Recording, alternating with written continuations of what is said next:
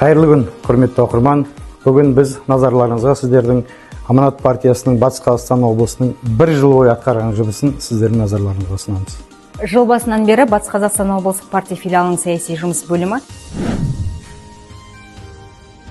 барлық жобалары бойынша 2000-ға жуық шараны жүзеге асырды. Соның ішінде жер аманаты партиялық жобасы бойынша биылғы жылдың өзінде 106 мың гектар жер мемлекет меншігіне қайтарылды. Қарсыз қоғам жобасы бойынша 9400 адам қаржылық сауаттылығын арттырып, қолдарына сертификаттарын алды. Дәл осындай биылғы жылдың ең айрықша партиялық жобасы ретінде басқа өңірлерде жүзеге асқан кітап аманат жобасы республика бойынша біздің өңірімізде екінші болып ауылдық жерде ашылды.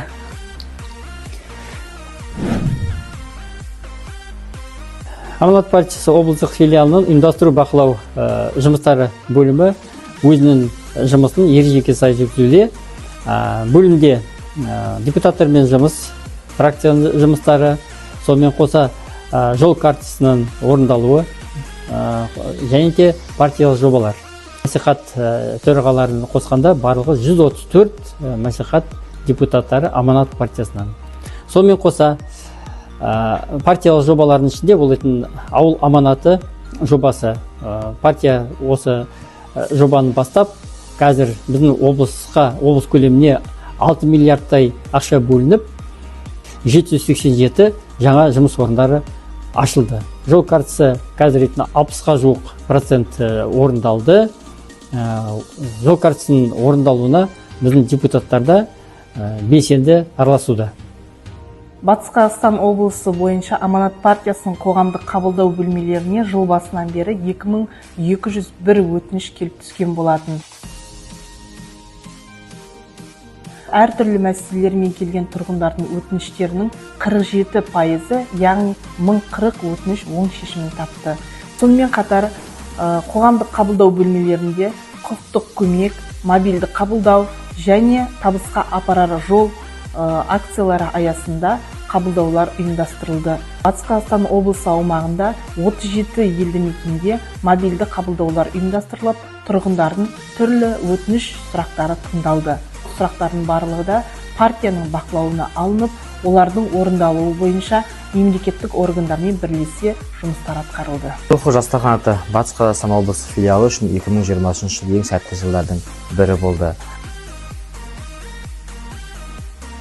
Жастар рухының таза лайық, бір толқында рухтастар кейзіз, қауіпсіз қоғам акцияларымен қатар жастарға жұмыс жобасы да сәтті өтіп, жастар рухы жастар қанаты биылғы жылы Қыран елім Қазақстан, республика менің, Абайды тана атты үлкен конкурстарын өтуіне ұйытқы болып, жастардың елге деген, жерге деген сүйіспеншілігін арттыруға бірден-бір үлес қосқан ұйымдардың бірі.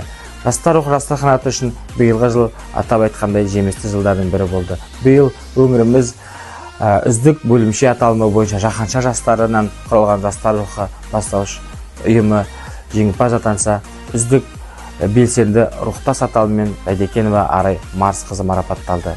Келер жыл біздің ұйым үшін сәтті жылдардың бірі болады деген сенімдеміз. Ағымдағы жылдың қаңтар айынан бастап партиялық бақылау комиссияларының тарапынан 617 рейдтік іс-шара өтті. Баға мониторингісіне байланысты 402, партиялық бақылау беттеріне байланысты 179, рейд комиссияның жоспарлы отырыстары мен резонансы жағдайларға байланысты 36 іс-шара, 30 дөңгелек үстел мен еңбек ұжымымен кездесу, 3 семинар ұйымдастырылды. Сонымен қатар 6 отырыс өтіп, 39 ұсыныс қабылданса, оның 17-сі орындалды. Аманат партиясы сайлауалды бағдарламасының жол картасында көрсетілген құрылыс нысандары мен жөнделетін немесе реконструкцияланатын объектілерде 83 партиялық бақылау бекеті ашылды.